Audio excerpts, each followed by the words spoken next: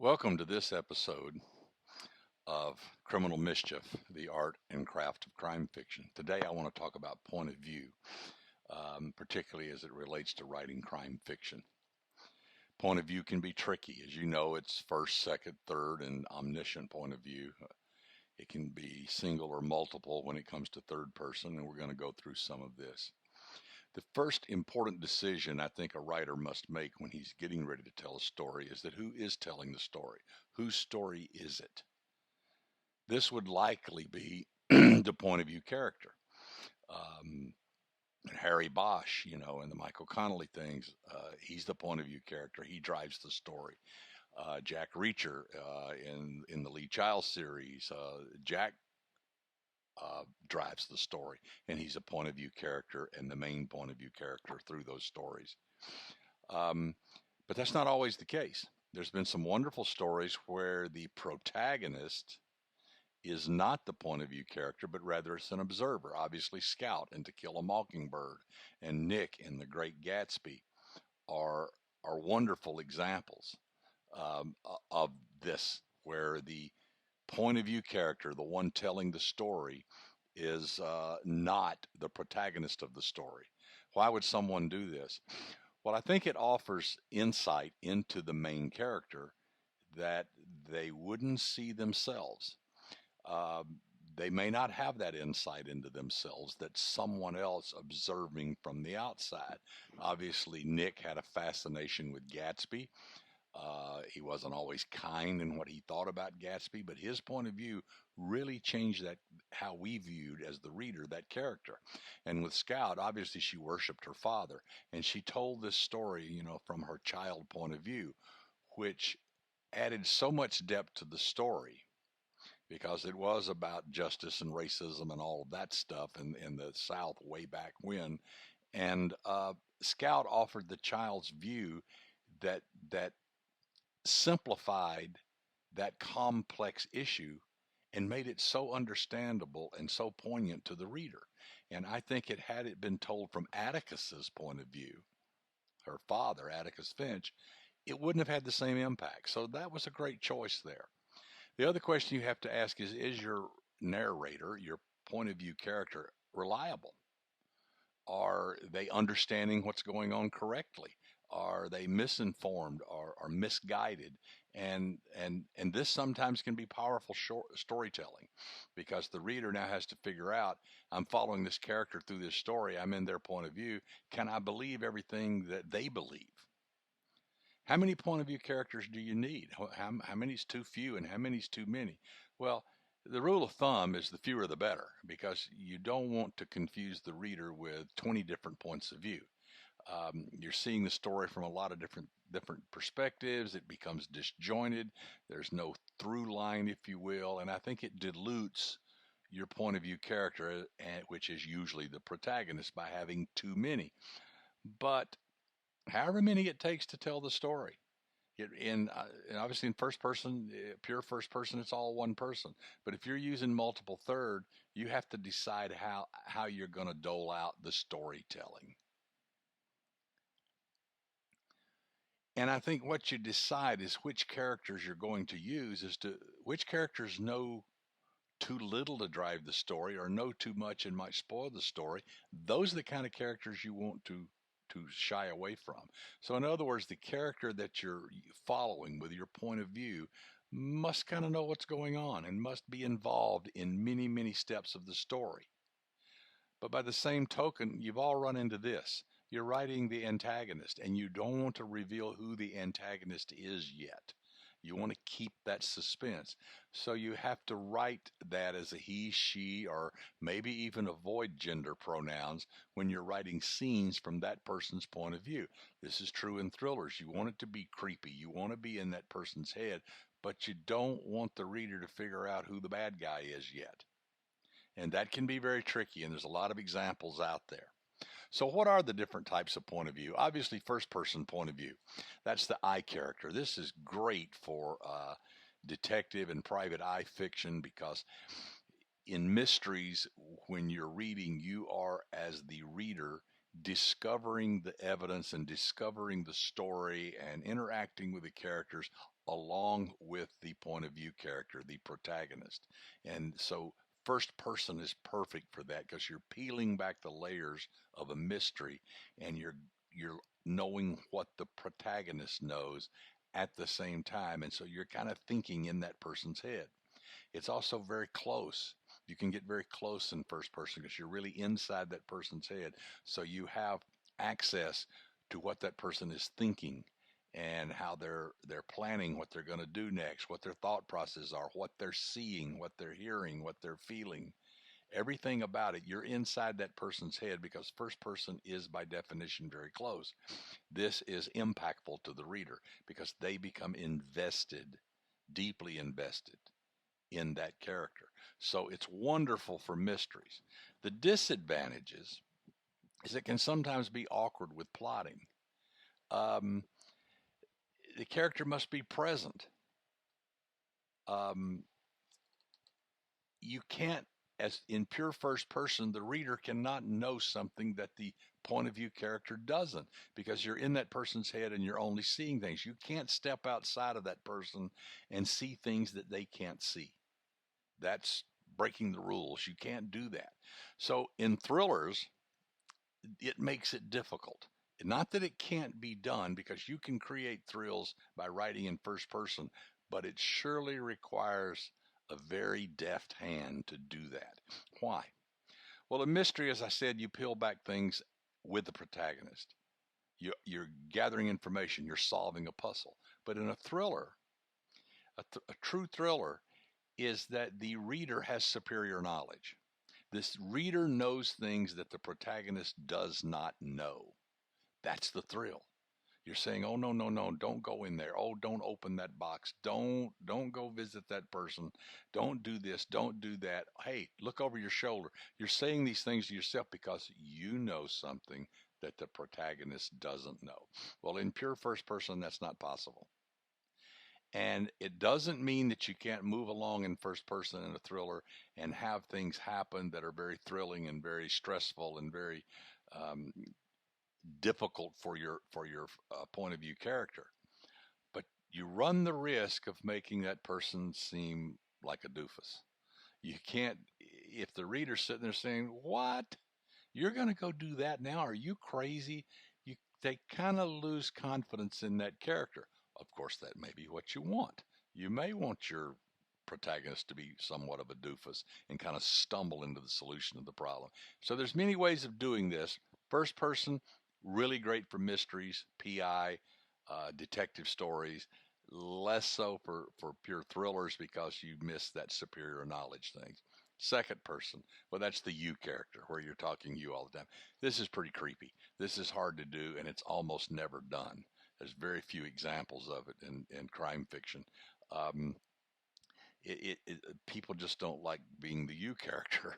They don't like you talking to them that way. It's like, you don't know me. Why are you saying that about me? So let's get to third person, which is the he, she character. Um, and this is really, really interesting because it can be single or multiple, and it can be close or distant.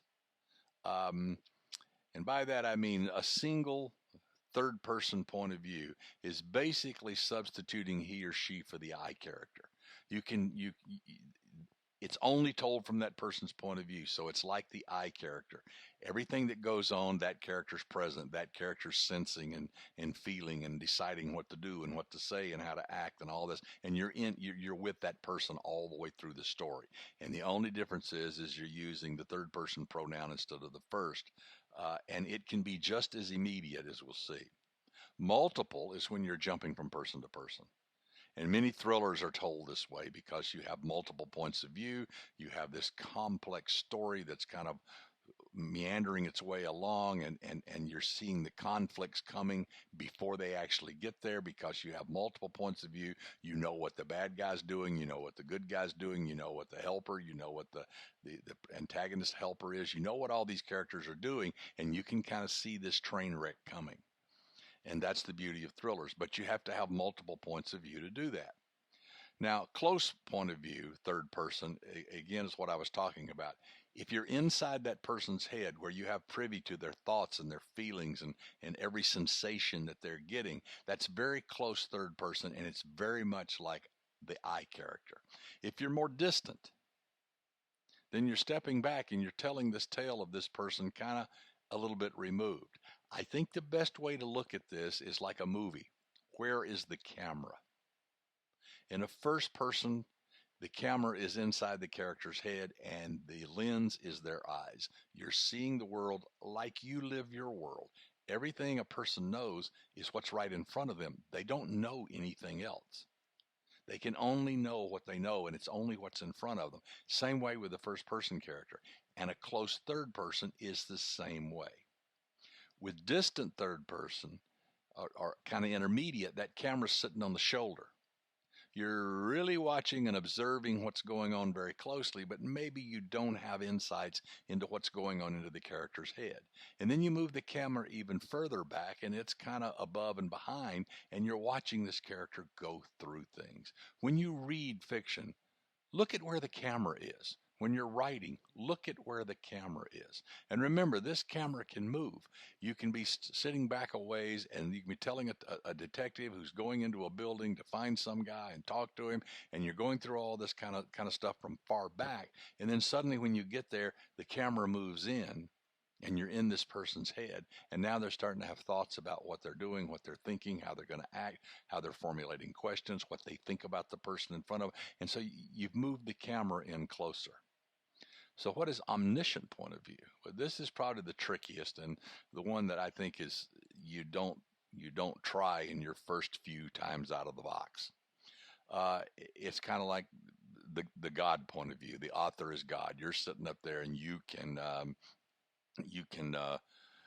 get into everybody's head. You can jump from head to head. You can tell what everybody's thinking, even in a given scene. You get insights into things that the characters wouldn't even know. You can tell broad stroke stories. You can tell about the history of a place. You can tell about without really being in anybody's point of view. This can be tricky. But you can also mix and match points of view. And in fact, a lot of people do. They'll start with an exhibition paragraphs in certain scenes that kind of explain things, and it's not really in anybody's point of view, and then they drop into a character's point of view. This happens a lot, and we'll talk about that in just a minute. So let's look at some examples of the difference in these, and let's just talk about a homicide investigator. So in first person, you might write something like this: I'm a cop, rather a homicide investigator. Have been for many decades. Not easy decades, not at all. I've lost partners to the misdeeds of others. I've lost my family to long hours away and the neglect that engenders. I've even lost my soul to alcohol and planted evidence. I've grown to hate the job I once loved. You see how deeply you are into that character's point of view? That's the I character, that's first person, what he's feeling, what he's thinking, what he's about, what his attitudes are. We're right there in his face. Second person point of view. You're a detective, have been for decades. You know others think that the life of a detective is fascinating and easy, that investigators are mostly out of the line of fire and come to the crime later when the who, how, and why must be discovered, that this time lag distances the investigator from the emotional impact of the crime. You know they're wrong. See, that's the you character, and it's like they're talking to you. That's why it's often uncomfortable. Third person. Mac was a homicide investigator, had been for many decades. Early in his career, he loved the job, the deciphering of the who, what, and why. But lately, things had changed. He no longer jumped from the bed in the morning, eager to attack the case, but rather rolled out slowly, hungover, depressed, no fire in his belly. God, he hated being trapped in this existence. So again, we're kind of closer, but we're not really getting his feelings. We're getting an expository of his feelings. We're a little closer than the camera being way far back, but the camera's not really in his head. In other words, we don't know that his head aches and his stomach hurts and he's got, cotton in his mouth because he drank too much the night before, and we don't have any memories of what he did last night, that kind of thing. But we're pretty close to him. Omniscient. Homicide investigators are problem solvers, puzzlers who work to fit each evidence item into a bigger and clearer picture. Most have skills in this arena, but none are immune to the effect of such investigations lay on their souls. The dead and the damage, the inhumanity one person inflicts on another, the innocents who are caught in the wake of heinous crimes, each takes a toll on every detective's mental faculties and stability, makes cynicism a way of life. Such was the case with Mac Wilson. Less so for Amanda Sims, his partner, a rookie who was just beginning her tenure in the pressure cooker. She still believed in her fellow man. That wouldn't last long. Well, you see the difference there. We're talking about Mac. We're talking about what he's feeling. We've told you that he is a cynical, worn out cop. And then suddenly we're talking about the feelings and the thoughts of Amanda Sims. This is the author telling us about two characters and about a situation and also a broad look at homicide investigators all in one package. So, in choosing your overall point of view and your point of view character, look for where the real story drama lies. You want to tell about the character who is the most dramatic in this story, the one that can push this story emotionally and factually and suspensefully forward. Uh, you have lots of choices because there's lots of characters in a story, and like I said, you can be the protagonist or it can be an observer. Like Scout and Nick that I talked about earlier. And this is not only the overall story, but this is for each scene in the story.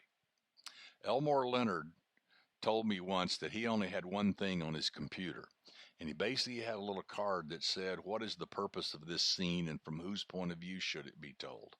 Now that's brilliant, but Elmore was brilliant. So in other words, he comes to a scene, he has multiple characters, he's using multiple third person point of view. Which character in that scene should be telling that scene? Well, who has them? How do you decide that? Well, who has the most at stake or faces the greatest conflict in that particular scene? Now, these also fit for the story overall, but right now we're talking about particular scenes. Who will the reader most empathize with and worry about in that scene? And that may not be the point of view character, actually, it may be another, but how you construct it will inform the reader as to who they're going to empathize with and they're going to worry about. Who drives the story? Usually that's the one that you're going to choose for the scene, and who's affected by that scene, and who is the most interesting. Who is it that they want to hear from? The reader wants to hear from in this particular time in the story. Now, if you're using first person, this is all simple because every one of them is that. If you're using very close third, same thing. But if you're using multiple points of view, then you have to decide. Also, the character point of view is someone who has to be there for this scene and they have to be involved in what's going on. And so they have to be involved in the climax and the aftermath of it. In other words, it has to affect them. So again, how many points of view do you need? Well, you need to decide which characters drive the plot, which characters enhance the plot, which characters offer help or hindrance to the protagonist, which ones offer a different perspective on the story, and who offers and increases the suspense of the story. So when you're cobbling your story together and you're building all these scenes should, as you know, move the story forward, expose character, create tension, move toward the answer to the story question. What's the story about? What's the answer? The who, what, when, where, and how. So choose those characters. Let me give you some examples from some wonderful writers. And the Sun Also Rises by Ernest Hemingway, of course. First person point of view. I could picture it. I have a rotten habit of picturing the bedroom scenes of my friends. We went out to the Café Napolitain to have an aperitif and watch the evening crowd on the boulevard. Obviously very close, very personal. The Adventures of Huckleberry Finn by Mark Twain. You don't know me without you have read a book by the name of The Adventures of Tom Sawyer, but that ain't no matter. That book was made by Mr. Mark Twain, and he told the truth, mainly. There was things he stretched, but mainly he told the truth. That is nothing. I never seen nobody but lied one time or another without it was Aunt Polly or the widow or maybe Mary. pretty cool. And what do we learn? We really are in the thoughts of this character. We're in the rhythm of this character, how he thinks, how he speaks, everything. Even though he hadn't said anything, he's basically talking to us, but it's first person. You don't know about me. So pretty cool. In The Great Gatsby, we talked about how Nick was not the protagonist, but he was the point of view character. When I came back from the East last autumn, I felt that I wanted the world to be uniform and at a sort of moral attention forever. I wanted no more riotous excursions with the privileged glimpses into the human heart. Wow, we learn a lot about Nick right there in basically a sentence. Um, Second person point of view. Probably the best example and the most quoted example of this in literature is Bright Lights, Big City by Jay McInerney. You're not the kind of guy who would be at a place like this at this time of the morning, but here you are, and you cannot say the terrain is entirely unfamiliar, although the details are fuzzy. You are at a nightclub talking to a girl with a shaved head. The club is either Heartbreak or the Lizard Lounge. All might become clear if you could just slip into the bathroom and do a little more Bolivian marching powder. Then again, it might not. A small voice inside you insists that this epidemic lack of clarity is a result of too much of that already. Wow. So you can see this is the you character, and it now the reader when is reading this, they become the you character. They're this guy who's this coke freak in this bar trying to wrestle with life, and some people find that very uncomfortable. Um, I do. So second person point of view is not common, and for a very good reason. Third person. Red Dragon by Thomas Harris. If you don't read any thriller in your life, read this one. It's probably one of the most perfect thrillers ever written. And Thomas Harris, of course, this is the part of the Hannibal Lecter trilogy, but Red Dragon was the first one, and it's wonderful. It begins basically like this. Will Graham sat Crawford down at a picnic table between his house and the ocean and gave him a glass of iced tea. Jack Crawford looked at the pleasant old house, salt silvered wood in the clear light. I should have caught you in Marathon when you got off work, he said. You don't want to talk about it here. I don't want to talk about it anywhere, Jack. You've got to talk about it, so let's have it. Just don't get out any pictures. If you brought pictures, leave them in the briefcase. Molly and Willie will be back soon. Well, we learn a lot there. Obviously, it's third person. It's in Jack Crawford's point of view because he looked at the pleasant house. He saw that. But we also learn a lot about Will Graham just from the dialogue. But that's third person. This is from my book, Hot Lights, Cold Steel. This is going to be totally cool. Dead bodies. Carmelita had never seen one, much less two. Would they be gross, smell bad? She had heard that they smelled like rotting eggs. What if she threw up? How embarrassing. Still, she'd have a great story to tell and a ring to show off. She had been scheduled to work until 11 a.m., until 1 a.m., but this was definitely worth dumping a couple of hours. Besides, it wasn't that busy and the tips had been lousy. Some nights were just that way. Maybe if this had been a payday Friday, she'd have stayed, but a dead Wednesday, no contest. So you can see that we're in her point of view and we're sensing what she's feeling, but it's the she character, not the I character. Omniscient point of view. So this is where things are told like a lens above, watching the action. We're not in any particular character's head. We can move from one to the other if we want to, or we can just simply observe like the camera in the sky. And this is from The Dawn Patrol by Don Winslow. Great book. The girls looked like ghosts. Coming out of the early morning mist, their silver forms emerged from a thin line of trees as the girls pad through the wet grass that edges the field. The dampness muffles their footsteps, so they approach silently. The mist that wraps around their legs makes them look as if they're floating, like spirits who died as children. There are 8 of them, and they are children. The oldest is 14, the youngest 10. They walk toward the waiting men in unconscious lockstep. The men bend over the mist like giants over clouds, peering down into their universe. But the men aren't giants, they're workers, and their universe is the seemingly endless strawberry fields that they do not rule, but that rules them. They're glad for this cool mist. It will burn off soon enough and lead them to the sun's indifferent mercy. Well, you can see that there are multiple angles on this story. First of all, who's seeing these girls coming out of the mist? Who's seeing their forms? Who senses that they're padding on the grass and the dampness muffles the footsteps? Who's listening? Uh, and then the men, then they talk about the girls walking in unconscious lockstep.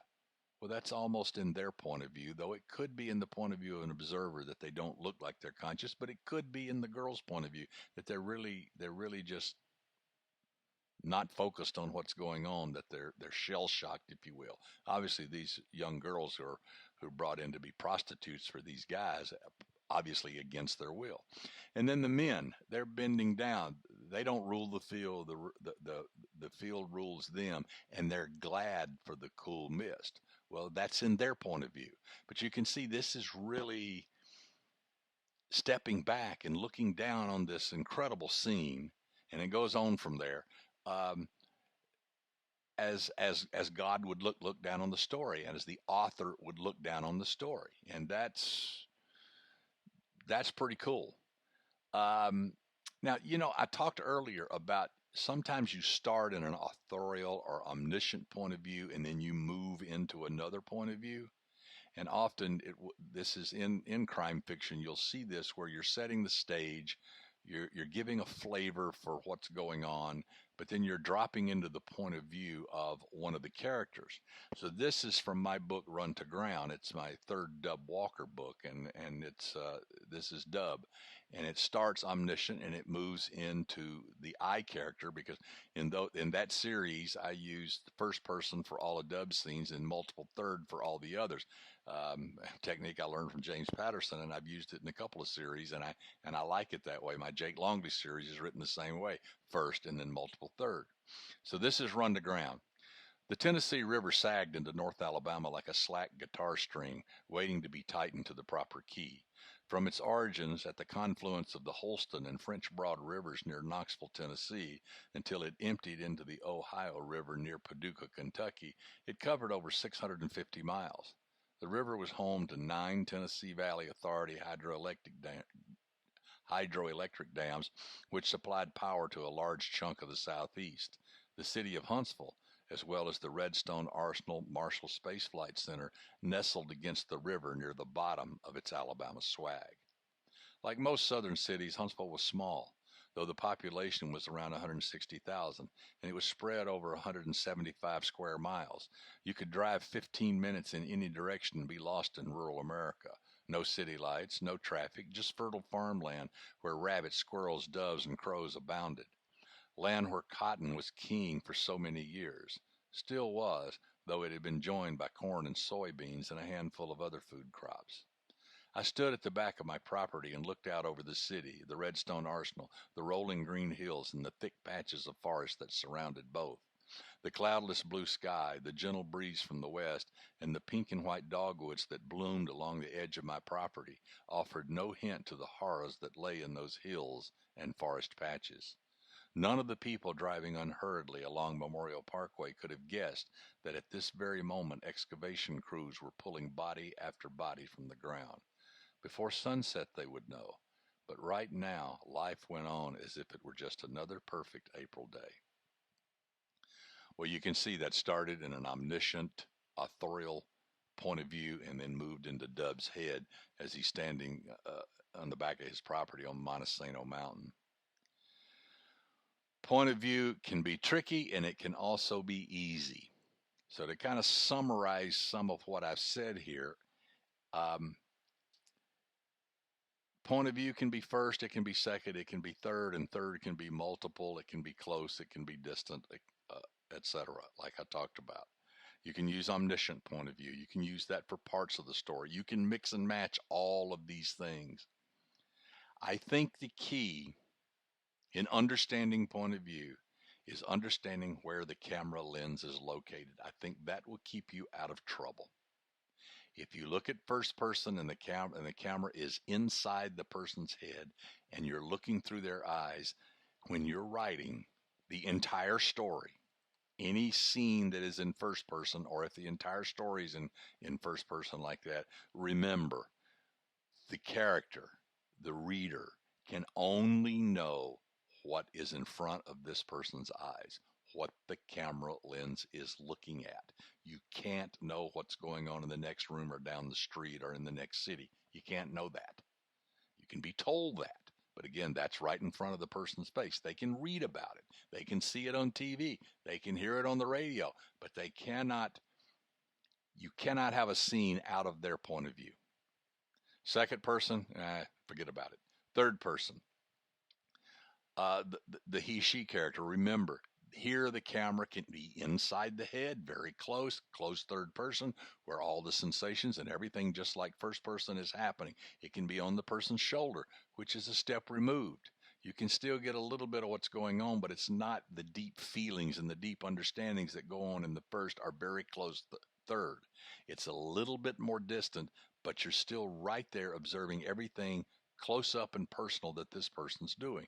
Or that camera can be moved back and it can be on the wall hanging behind the character who's in a scene having a discussion in an office with someone, very critical scene to the story, but you're kind of observing and reporting it from a distance. So you're not in the character's head. You're not getting their sensations and feelings. You're kind of reporting the story. And so, and that camera can move back and forth. So you can be reporting, and suddenly you can jump down into that person's deep point of view and have a reaction to what's going on in this scene. And then you can move it back out and start telling more of the scene. And omniscient is where the camera is up in the air, looking down on everything, and you can head hop, you can do all that stuff, you can have authorial stuff thrown in so that you're basically telling the story. And this is how most of us sit around somewhere and tell stories to people. We're kind of hopping around and doing all this, but it's hard to do.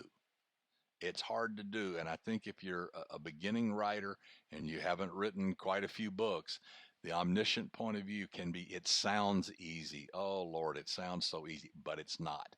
It's very, very, very difficult.